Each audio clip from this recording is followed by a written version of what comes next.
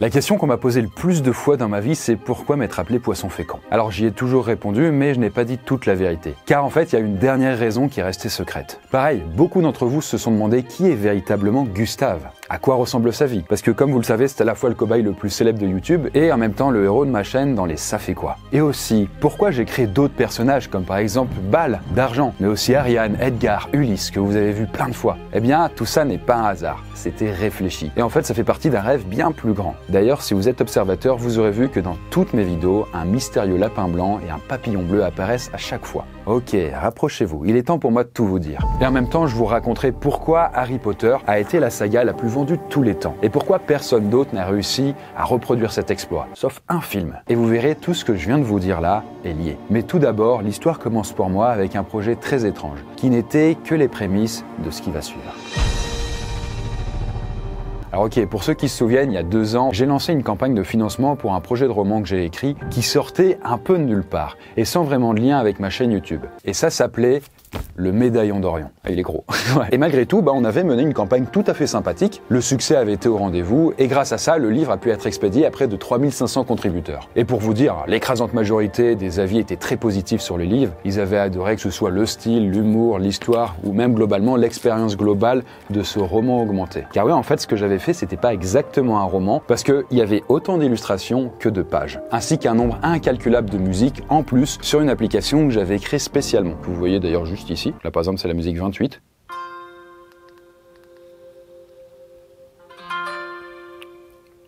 On passe. Suivante. Bref, c'était le tout premier roman du genre qui apparaissait, en tout cas d'après moi, parce que je connaissais d'autres auteurs qui avaient pu mettre des musiques dans leurs livres, mais aucun via une application offerte qui a été pensée spécialement pour. Bon enfin, en tout cas, le pari de ce roman était clairement risqué, étant donné que, en fait, les youtubeurs ne sont pas spécialement connus pour leur talent d'écrivain, surtout qu'en fait, ils s'aventurent clairement en dehors du cadre de leur chaîne. Donc pour moi, c'était un risque énorme de se retrouver avec un échec retentissant. Seulement, il y a un mais, c'était que moi, avant de devenir youtubeur, ça fait maintenant plus de 12 ans, je voulais devenir écrivain. Et j'avais déjà écrit pas mal de choses, certaines qui avaient été publiées sur internet, plus ou moins perdues d'ailleurs, et d'autres qui étaient restées dans mes placards. Et actuellement, le projet sur lequel je suis en train de bosser, puisque j'avais dit que je suis jamais sans projet, c'est un roman. Dans mon roman que je suis en train d'écrire, il y a beaucoup d'humour, du mystère, un monde étrange à explorer, et notamment une chose qui ne se fait jamais, pratiquement jamais, c'est d'ajouter des dessins dans le roman. Et en fait, il se trouve que Le Médaillon d'Orion, c'était pas le livre que je devais écrire. Initialement, et depuis très longtemps, j'avais envie d'écrire une gigantesque saga qui pourrait laisser une empreinte. Mais je savais que c'était un projet beaucoup trop gros, et si je commençais par ça, je risquais très clairement de me brûler les ailes. Donc voilà, avant de construire un immeuble ou un gratte-ciel, il vaut mieux savoir faire une maison qui tient debout. C'est bien pour ça que j'ai écrit ce premier roman, Le Médaillon d'Orion, pour pouvoir faire un projet en fait de A à Z, le publier en auto-édition, puis travailler avec une maison d'édition pour voir toutes les étapes du processus. Et s'il y a des erreurs à faire, les faire sur ce premier bouquin pour ne pas louper la grande saga. Avec le recul, c'est exactement ce qui s'est passé. Le roman est sorti avec les éditions First, on a pu en vendre quelques dizaines de milliers d'exemplaires, et même pour le côté un peu drôle, il y a même eu des campagnes d'affichage dans les gares. Ok, donc très bien, j'ai envie de créer une méga saga, vous avez capté. Sauf que si je l'ai pas encore fait, c'était parce que j'avais besoin de me faire les dents avant ça. Mais l'idée de cette grande saga me vient d'un moment très important et en vrai très lointain dans ma vie. Quand j'étais encore enfant et qui a littéralement changé toute ma vision des choses. Et cette chose qui l'a changé, c'est tout simplement la saga la plus vendue de tous les temps, Harry Potter.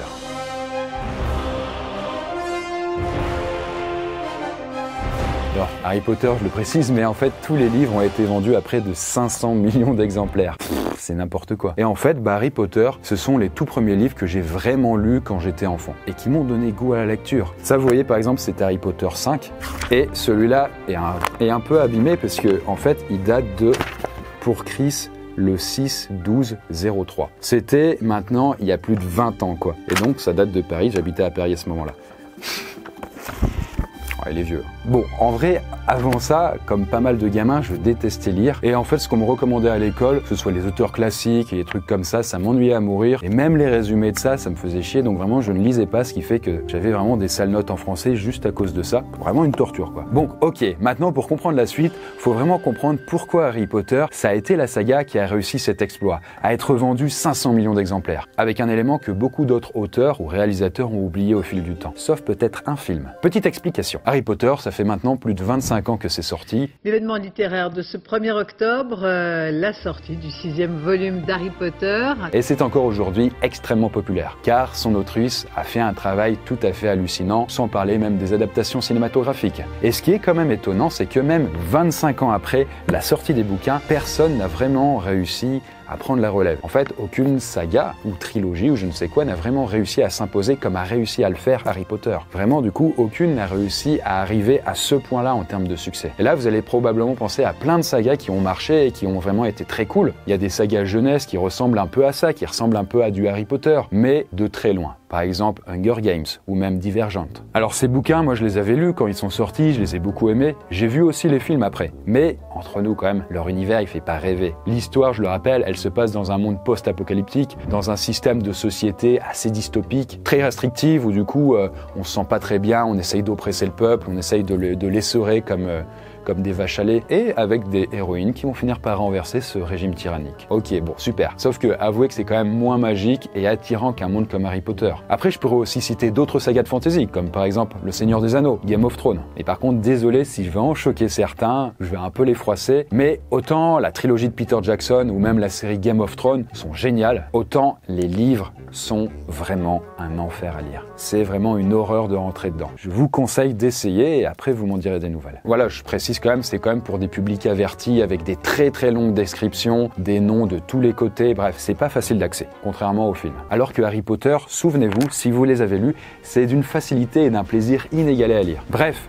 même après 25 ans, un quart de siècle quand même, Harry Potter est resté indétrônable. Enfin, presque comme je le disais au début. Parce que ouais, il y a bien une œuvre qui a réussi à arriver à son niveau, mais par contre, c'est pas une saga de romans, et il y a eu beaucoup moins de suites que Harry Potter. Vous la connaissez très bien, vous avez déjà vu certainement les films au cinéma, et c'est Avatar.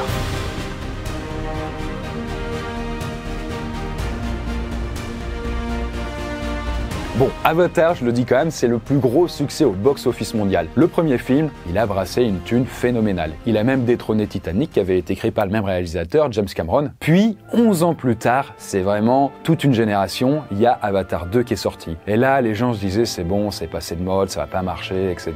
Et non, il a eu un succès phénoménal et c'est aujourd'hui le troisième film le plus successful de tous les temps. Et donc, justement, nous venons-en aux faits. Est-ce que vous vous êtes déjà demandé quel pouvait être le lien qui existait entre Avatar et Harry Potter? Au-delà du succès quoi. Il y en a certainement plusieurs, c'est sûr, mais il y en a un qui est vraiment très important selon moi, et c'est que du coup ils ont réussi à créer un monde immersif magnétique. Gardons ça quand même en tête, ils ont réussi à créer un univers incroyablement réaliste malgré leur caractère complètement fictif. Et en plus de ça, ils ont réussi à amener les spectateurs ou les lecteurs à rêver de vivre dans ces mondes imaginaires. Au point que pas mal de gens ont eu des syndromes dépressifs quand ils devaient retourner à la réalité. Cette réalité fantastique semblait parfois beaucoup plus séduisante que la nôtre. Et là, on se dit, ok, très bien, mais comment ils ont fait? Eh bien, si vous revoyez les films ou que vous relisez les livres, vous remarquerez quelque chose d'assez incroyable et qui ferait peur à n'importe quel investisseur qui aurait placé 200 millions ou 300 millions de dollars sur la table. C'est qu'en fait, ils prennent le temps de perdre du temps. Et ça, en fait, c'est quelque chose d'assez unique qui a été fait dans assez peu d'autres gros blockbusters. Et Star Wars, ça compte pour du beurre pour toi? Laisse tomber, Star Wars a été massacré par Disney. R.I.P. George Lucas.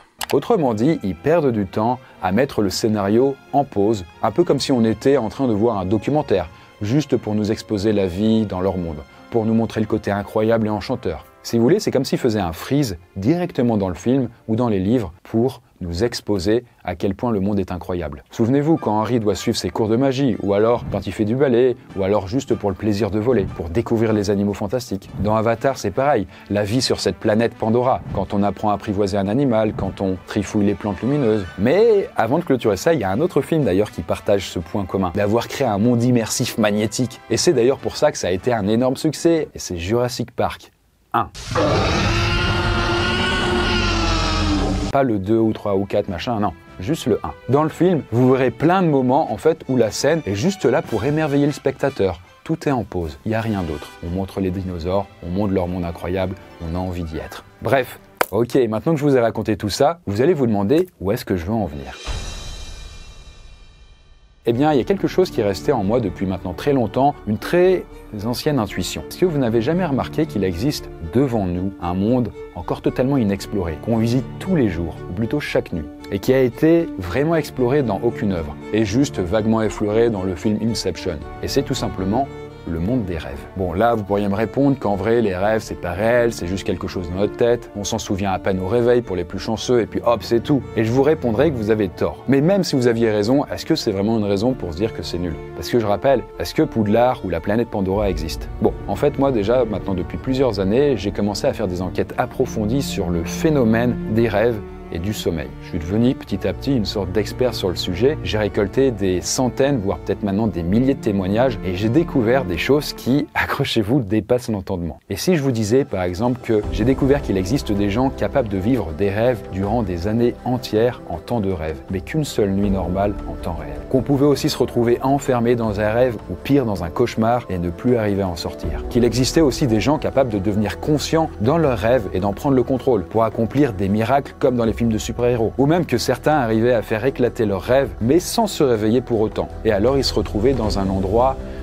peu étrange. Ou encore que certains rêveurs pouvaient même voyager dans le rêve d'autres personnes endormies et venir l'influencer. En bref, bon, si vous avez vu le film Inception de Christopher Nolan, qui est excellent, bah c'est peut-être pas que de la science-fiction. D'ailleurs, à travers mes enquêtes, j'ai découvert qu'il existe une science du rêve, ainsi que des lois, des codes, un fonctionnement unique, qui est propre à ce qui se passe quand on est en train de dormir. Et moi, j'ai une conviction, c'est que je pense que nous sommes à l'aube de découvertes peut-être incroyables qui seront faites dans le futur sur ça. Et donc, tout naturellement, je me suis dit que ce serait pas incroyable de pouvoir retranscrire ça à travers une saga entière, immersive et magnétique. Et donc là j'en viens à la première question, celle qui vous taraude encore j'imagine. Pourquoi je me suis fait appeler Poisson Fécond? La première réponse que j'apporte aux gens, c'est parce que je voulais avoir un nom différent des youtubeurs que je regardais à l'époque, comme par exemple Mister V ou Cyprien. C'est vraiment les tout débuts. Mais je voulais pas simplement, vous voyez, faire des podcasts humoristiques comme tout le monde le faisait à l'époque. Je voulais également faire de l'humour, certes, mais apporter des choses plus instructives aux gens. Et c'est pour ça que le mot poisson, je l'ai pris pour le côté comique et fécond pour le côté plus érudit et sérieux. Et comme les deux riment, ça permet de s'en souvenir plus facilement. Mais l'autre raison que j'ai cachée depuis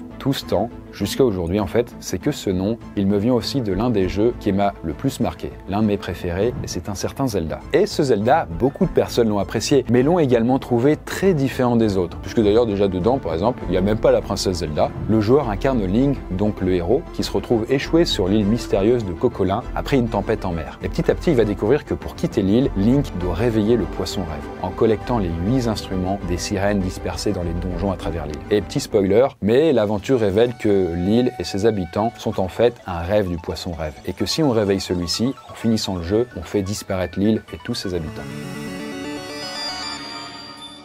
Alors, c'est un mini spoil, on l'apprend très vite, voilà. Et donc, en fait, c'est ce Zelda qui s'appelle Zelda Link's Awakening, avec le poisson rêve, qui m'avait vraiment profondément marqué. Bien avant que les gens se mettent à imaginer des théories sur le fait que notre propre univers serait peut-être une simulation géante, comme on est par exemple convaincu Elon Musk, ou comme ça le dit d'ailleurs dans le film Matrix, bah moi j'avais eu cet étrange sentiment à travers ce jeu vidéo. Et donc, bah Poisson Fécond, ça vient au tout départ du poisson rêve. Et d'ailleurs, petite référence, regardez le poisson rêve, c'est un poisson ailé. Est-ce que ça vous rappelle pas un logo? Bref, maintenant, si nous recollons tous les différents morceaux que je vous ai racontés jusqu'ici, je vous ai dit qu'Harry Potter était l'un des rares mondes immersifs magnétiques, et qu'à part Avatar, pas grand monde a réussi ou n'a voulu s'aventurer là-dedans. Je vous ai aussi dit que j'ai découvert qu'il existait un continent inexploré sur les rêves, aussi fou, voire peut-être même plus que le monde de la magie. Je vous ai dit également que j'avais écrit mon premier roman en guise d'entraînement pour une grande saga que je m'apprêtais à écrire. Tout ça nous amène aujourd'hui à ce moment assez fou. Cette saga, je rêve de la créer.